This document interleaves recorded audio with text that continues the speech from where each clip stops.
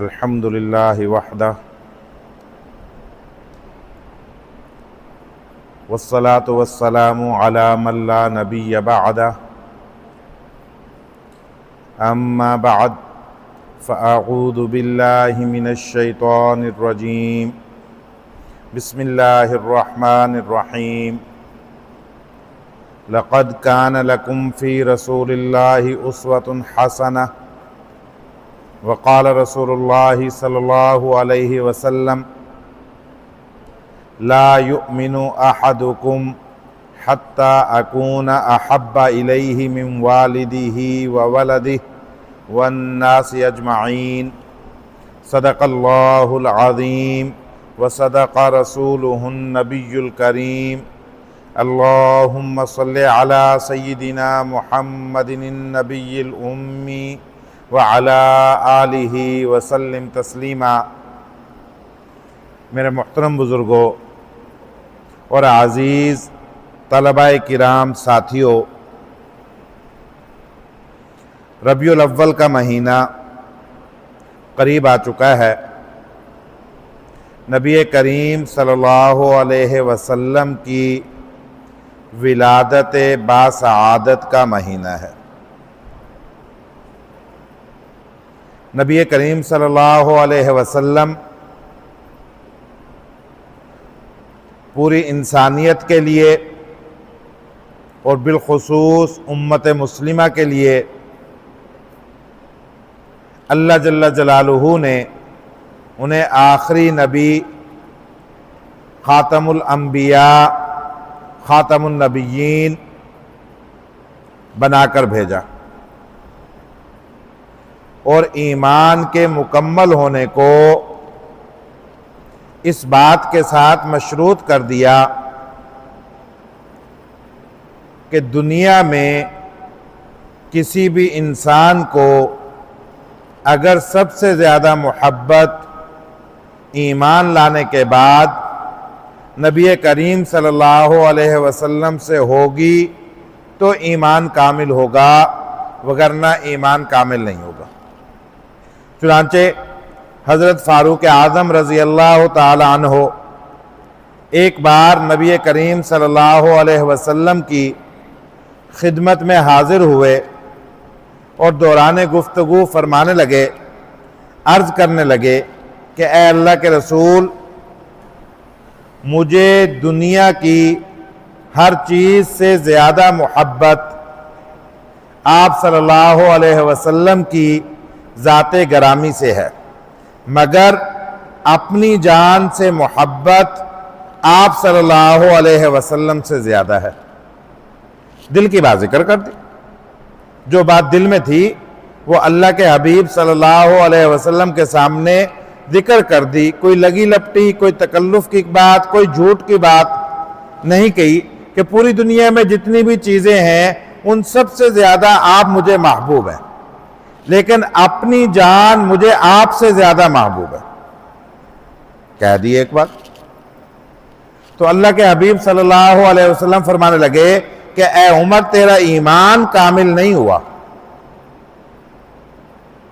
اچھا، ہمیں تو بتا دی جائے کوئی چیز اور اس کے بعد بھی سال ہا سال لگ جاتے ہیں، ہم اس کو سوچ نہیں پاتے۔ یہ تو دل کا معاملہ ہے اور عقل کا معاملہ ہے اور سوچ کا معاملہ ہے، ایک نظریے کا معاملہ ہے۔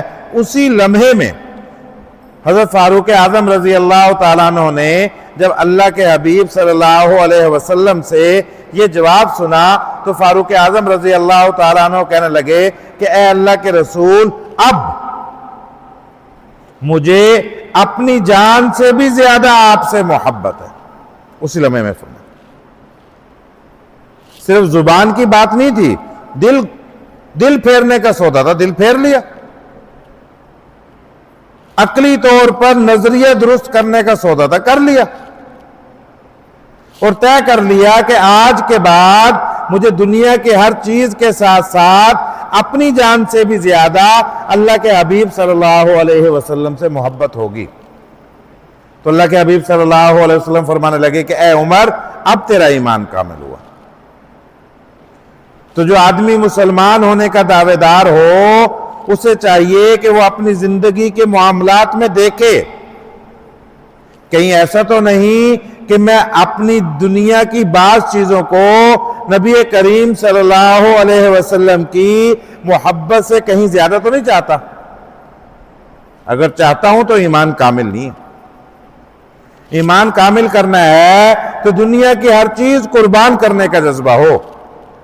جب اللہ کا حکم آ جائے، اللہ کے حبیب کا حکم آ جائے، اللہ کے حبیب کی بات آ جائے، اللہ کے حبیب کی سنتوں کا تذکرہ آ جائے، تو اس کے مقابلے میں دنیا کی ہر چیز ہیچ ہو جائے۔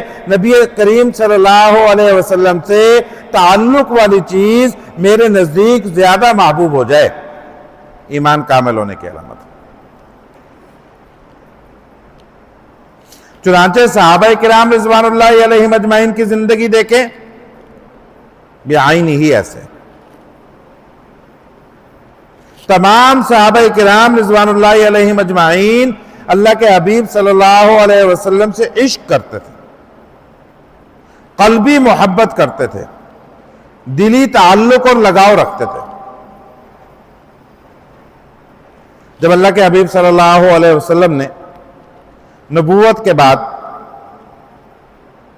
ابتدائی زمانہ تھا اور اس وقت خفیہ اور چھپ کر ایمان کی دعوت دی جاتی تھی، قریش مکہ اللہ کے حبیب صلی اللہ علیہ وسلم کے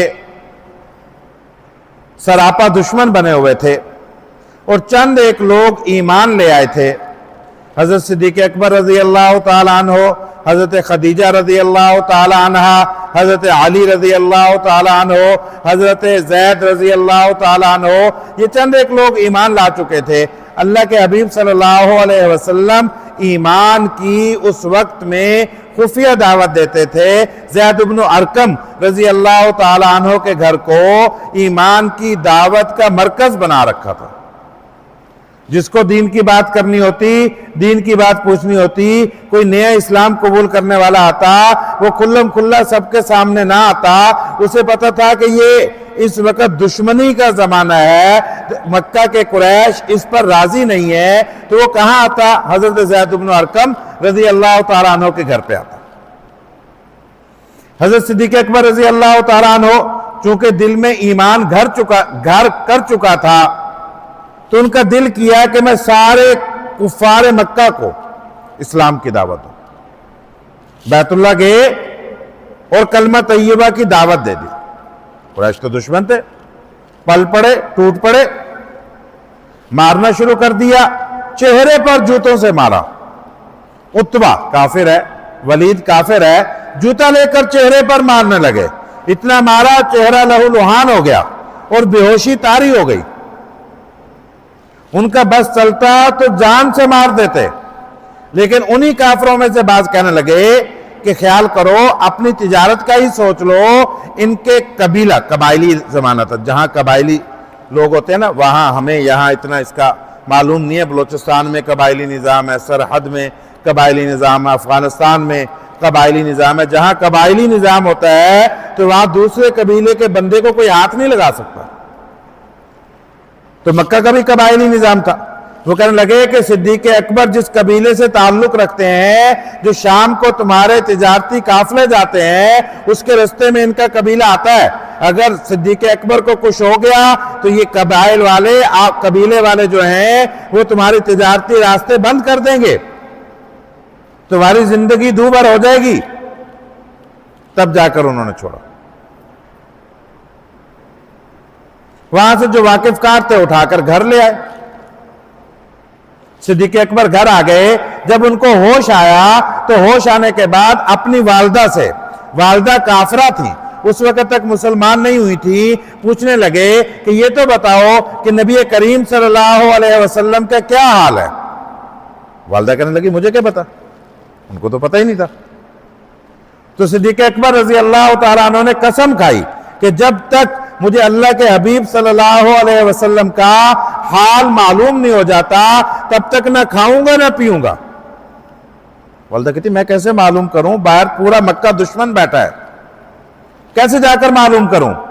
تو صدیق اکبر رضی اللہ تعالیٰ عنہ کہنے لگے کہ ام جمیلہ بنت خطاب، عمر بن الخطاب کی بہن، حضرت عمر اس وقت تک مسلمان نہیں ہوئے تھے، ام جمیلہ مسلمان ہو چکی تھی، اپنی والدہ سے کہا کہ ام جمیلہ کے پاس جاؤ، اور اس وقت کفار کی دشمنی کا یہ عالم تھا، صدیق اکبر کی والدہ آئیں ام جمیلہ کے پاس اور آ کر پوچھنے لگی رسول محمد کا کیا حال ہے؟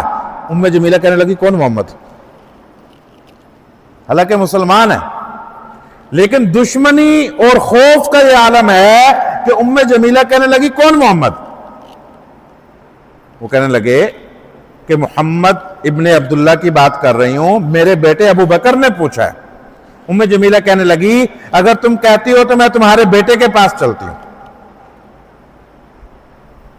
تو وہ بیٹے کے پاس آئے، صدیق اکبر رضی اللہ تعالیٰ عنہ کے پاس آئے اور وہاں پر کہنے لگی تمہاری والدہ کھڑی ہیں۔ تو حضرت صدیق اکبر کہنے لگی میرے والدہ سے خوف نہ کھاؤ۔ تو ام جمیلہ رضی اللہ تعالیٰ عنہ کہنے لگی کہ اللہ کے حبیب خیریت سے ہیں اور دار ارقم میں ہیں۔ تو صدیق اکبر رضی اللہ تعالیٰ عنہ کہنے لگے جب تک اپنے آنکھوں سے دیکھ نہ لوں گا تب تک نہ کھانا کھاؤں گا نہ پانی پیوں گا۔ تو شام ہونے کا انتظار کیا گیا، جب سورج ڈھل گیا تو ان دونوں خواتین کے سہارے ایسی تکلیف میں تھے، ایسا مارا تھا دشمن نے۔ اللہ کے حبیب صلی اللہ علیہ وسلم کے پاس تشریف لے گئے، دروازہ بجایا، اندر سے پوچھا گیا کون ہے؟ عرض کیا کہ ابو بکر ہے۔ دروازہ کھلا، اللہ کے حبیب صلی اللہ علیہ وسلم کے گلے لگے۔ اللہ کے حبیب صلی اللہ علیہ وسلم نے پوچھا کہ عمر صدیق اکبر کیسے ہوا یہ حال؟ ابو بکر بتایا کہ میں نے دعوت دی کفار مکہ کو، انہوں نے اس طریقے سے مجھے مارا۔ اللہ کے حبیب صلی اللہ علیہ وسلم کے آنکھوں میں آنسو آ گئے اور دعا کی کہ اے اللہ اس کو جنت میں میرا رفیق بنا دیجئے گا۔ اور صدیق اکبر رضی اللہ تعالیٰ عنہ کہنے لگے کہ اے اللہ کے رسول جب تک آپ حیات ہیں، آپ خیریت سے ہیں تو کوئی تکلیف نہیں ہے۔ ایسی محبت، ایک ہے محبت کا دعویٰ، ایک ہے محبت کی قیمت چکانا۔ محبت قیمت مانگتی ہے، محبت عمل مانگتی ہے۔ جب غار ثور 10 سال گزر گئے، 13 سال گزر گئے اور ہجرت کا وقت آ گیا اور اللہ کے نبی صلی اللہ علیہ وسلم کو ہجرت کا حکم ہو گیا، تو پھر صدیق اکبر کو رفاقت حاصل ہوئی۔ اس سفر میں نکلے، روانہ ہوئے، اللہ کے نبی صلی اللہ علیہ وسلم کے دشمن خون کے پیاسے تھے، 100 اونٹ انعام رکھ رکھا تھا اللہ کے نبی صلی اللہ علیہ وسلم کی سر کی قیمت کا، اور لے کر روانہ ہوئے۔ دونوں حضرات اکٹھے نکلے، جب غار ثور کے قریب پہنچے تو غار ثور اتنا اوپر ہے کہ آج کے زمانے میں لوگ چڑھنا پسند نہیں کرتے، غار ہرا چلے جاتے ہیں۔ ہمیں بھی جانے کا موقع ملا، غار ہرا ہم چڑھ گئے تھے، وہ بھی اس لیے چڑھ گئے تھے کہ گورنمنٹ نے پہاڑ کے اوپر غار ہرا تک جانے کے لیے سیڑھیاں بنا رکھی ہیں، اور وہ سیڑھیاں بھی ایسے چڑھتے تھے گھٹنے پکڑ کے۔ اب رستے میں بسکٹ دینے والے بھی بیٹھے ہیں، جوس دینے والے بھی بیٹھے ہیں، پانی دینے والے بھی بیٹھے، رش لگا ہوتا ہے، کاروباری لوگ ابھی تو بیچ میں بیٹھے ہیں دینے والے، اور جگہ جگہ بیٹھنے کا انتظام بھی کیا ہوا ہے۔ سرائے تو نہیں ہے لیکن سیڑھی کے پاس لوگ رک جاتے ہیں، ٹھیک ہے، چڑھ رہے ہیں رک رہے ہیں، چڑھ رہے ہیں رک رہے ہیں۔ وہ غار ہرا پہ، غار ثور اس سے بھی اوپر ہے، اس جگہ پر نہیں ہے، دوسرے پہاڑ میں ہے۔ جب ہم غار ثور پر گئے تو ہمارے جو گروپ کے لیڈر تھے وہ ہمیں کہنے لگے یہاں نہ چڑھیں، آپ نہیں چڑھ سکیں گے، گورنمنٹ نے سیڑھی کا انتظام نہیں کر رکھا تھا، ہم نہیں چڑھے وہاں پر۔ اور صدیق اکبر رضی اللہ تعالیٰ عنہ اللہ کے حبیب سے 2 سال چھوٹے ہیں۔ اللہ کے حبیب صلی اللہ علیہ وسلم کی عمر ہجرت کے وقت 53 سال تھی، صدیق اکبر کی عمر 51 سال تھی، اور صدیق اکبر بڑھاپا تھا، ہلکا پھلکا آدمی کا جسم بھاری ہو جاتا ہے۔ صدیق اکبر رضی اللہ تعالیٰ عنہ نے اللہ کے حبیب صلی اللہ علیہ وسلم کو اپنے کندھے پر بٹھایا اور غار ثور میں لے گئے۔ صحابہ کرام رضوان اللہ علیہم اجمعین کی محبت ایسی تھی، اور یہ رات ایسی تھی فاروق اعظم رضی اللہ تعالیٰ عنہ، جن کے بارے میں جب اما عائشہ صدیقہ رضی اللہ تعالیٰ عنہ بہت باتیں پوچھتی تھی، رات کے وقت آرام کر رہے ہیں اور آسمان پہ تارے دیکھے، اما عائشہ صدیقہ رضی اللہ تعالیٰ عنہ کے دل میں آیا کہ کسی کی نیکیاں اتنی بھی ہوں گی، تو انہوں نے سوال کر لیا، اے اللہ کے رسول کی کوئی ایسا بھی ہے جس کی نیکی آسمان کے تارے کے برابر ہو؟ اور اما عائشہ کے دل میں تھا کہ اللہ کے نبی میرے والد کا نام لیں گے، حضرت صدیق اکبر رضی اللہ تعالیٰ عنہ کا۔ تو اللہ کے حبیب صلی اللہ علیہ وسلم کہنے لگے ہاں۔ پوچھا کون ہے؟ تو اللہ کے حبیب صلی اللہ علیہ وسلم فرمانے لگے کہ حضرت عمر رضی اللہ تعالیٰ عنہ۔ اور وہ حضرت عمر، صدیق اکبر کی نیکیاں تو اس سے بھی زیادہ تھی، وہ حضرت عمر رضی اللہ تعالیٰ عنہ کہا کرتے تھے صدیق اکبر رضی اللہ تعالیٰ عنہ کو کہ تم میری ساری زندگی کی نیکیاں تم لے لو، لیکن جو تم نے 3 دن غار ثور میں نبی کریم صلی اللہ علیہ وسلم کی خدمت کی، آپ اکیلے تھے اور کندھے پر بٹھا کر آپ غار ثور تک لے کر گئے، اور وہاں پر جو آپ نے خدمت کی اس اکیلی خدمت کی نیکیاں بدلے میں مجھے دے دو۔ یہ سودا گھاٹے کا نہیں ہے، ایسی قیمتی نیکی تھی۔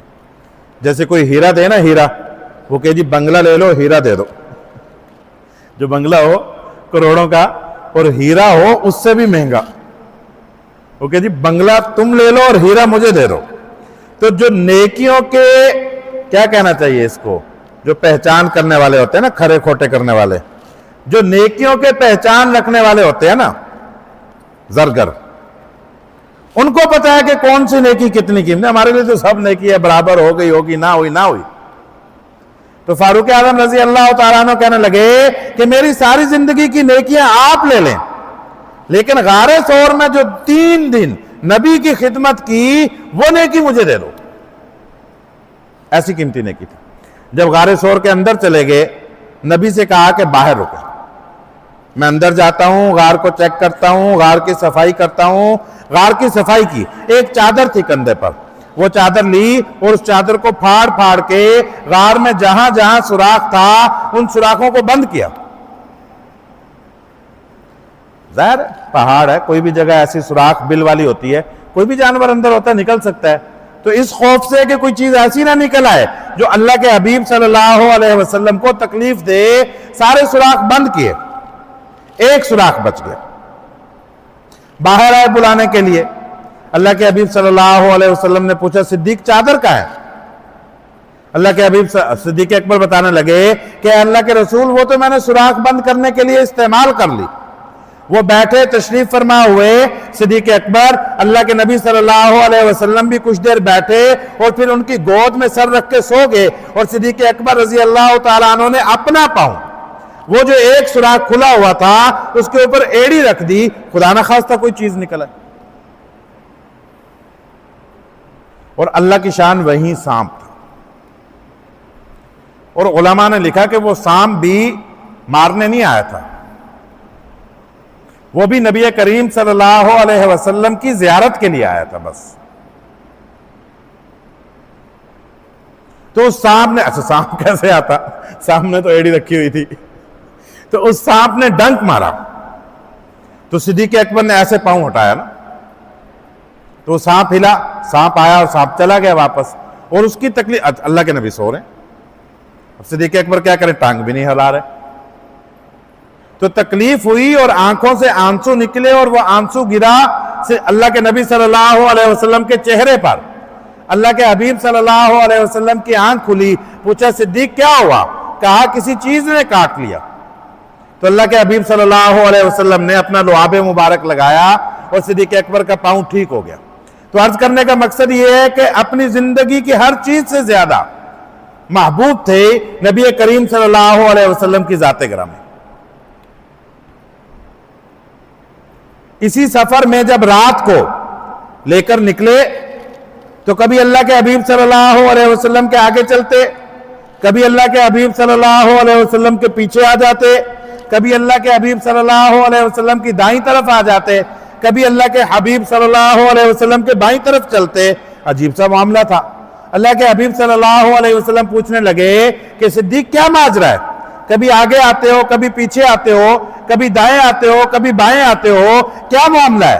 اللہ کے صدیق اکبر رضی اللہ تعالیٰ عنہ کہنے لگے کہ اللہ کے رسول چپے چپے پر دشمن بیٹھا ہے، آپ کے سر کی قیمت لگا رکھی ہے. جب مجھے لگتا ہے کہ خطرہ آگے کی طرف ہوگا تو میں آگے کی طرف آ جاتا ہوں تاکہ آپ کو کوئی نقصان نہ پہنچے. جب مجھے لگتا ہے کہ خطرہ پچھلی طرف سے ہو سکتا ہے میں پچھلی طرف آ جاتا ہوں. جب لگتا ہے دائیں طرف ہوگا دائیں طرف آ جاتا ہوں. جب لگتا ہے بائیں طرف ہوگا تو بائیں طرف آ جاتا ہوں. جہاں سے خطرے کی بو آتی ہے میرا دل کرتا ہے کہ اس طرف میں آ جاؤں تاکہ آپ کو کوئی نقصان نہ پہنچا سکے. کیا چیز تھی؟ اللہ کے حبیب صلی اللہ علیہ وسلم سے عشق اور محبت.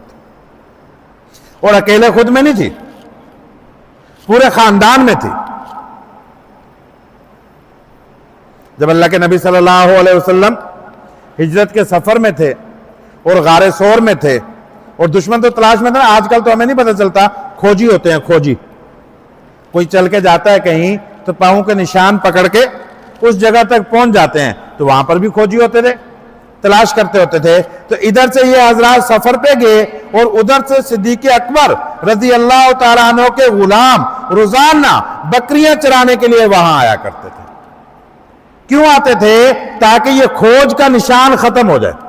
ادھر سے تو بندہ آگے جا رہا ہے، پاؤں کے نشان اور اونٹنی کے نشان وہ لگ رہے ہیں، اور ادھر سے پیچھے بکریاں لے کر بکریاں چرائی جا رہی ہیں. اور اس کا ایک مقصد یہ بھی تھا کہ شام کو تازہ دودھ اللہ کے نبی صلی اللہ علیہ وسلم کو پہنچایا جائے.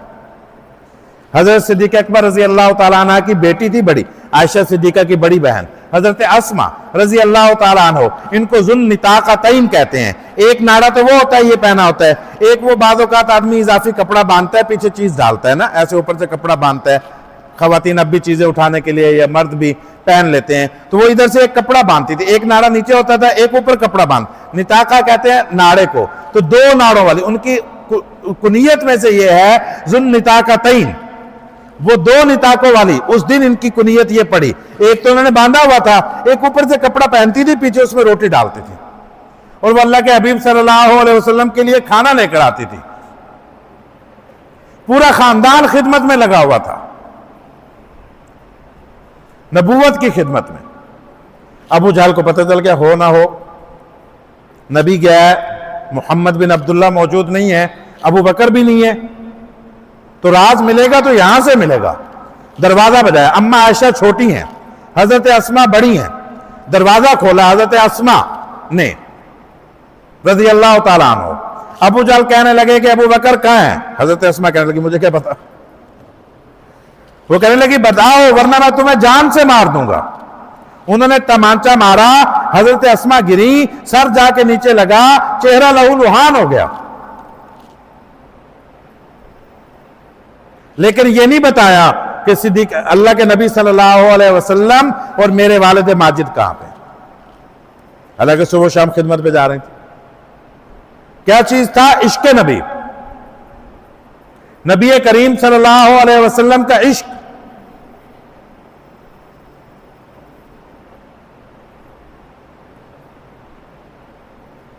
حضرت انس رضی اللہ تعالیٰ عنہ ایک دفعہ اللہ کے حبیب صلی اللہ علیہ وسلم کے ساتھ کہیں دعوت میں گئے. صاحب خانہ نے جو دعوت کر رکھی تھی اس میں کدو گوشت پکایا ہوا تھا، اور اللہ کے حبیب صلی اللہ علیہ وسلم جب کھانا کھانے لگے تو دل چاہا تو بیچ میں سے کدو ڈھونڈ ڈھونڈ کر کھانے لگ گئے. بس حضرت انس نے دیکھا تھا، اور یہ طبعی بات تھی، کسی کو کوئی چیز اچھی لگتی ہے، کسی کو کوئی چیز اچھی لگتی ہے. اللہ کے حبیب صلی اللہ علیہ وسلم کو یہ اچھی لگی. صحابہ کرام جو فرض چیزیں ہوتی تھی، جو دینی چیزیں ہوتی تھی، اس سے ہٹ کر طبعی چیزوں میں بھی جو چیز نبی کریم صلی اللہ علیہ وسلم کو مرغوب ہوتی تھی اسی کو اپنے لیے محبوب بنا لیتے. حضرت انس رضی اللہ تعالیٰ عنہ فرمانے لگے کہ جب میں نے اللہ کے حبیب کو دیکھا کہ یوں کدو کو ڈھونڈ ڈھونڈ کر کھا رہے ہیں، اسی دن سے کدو میرے لیے سب سے محبوب غذا بن گئے.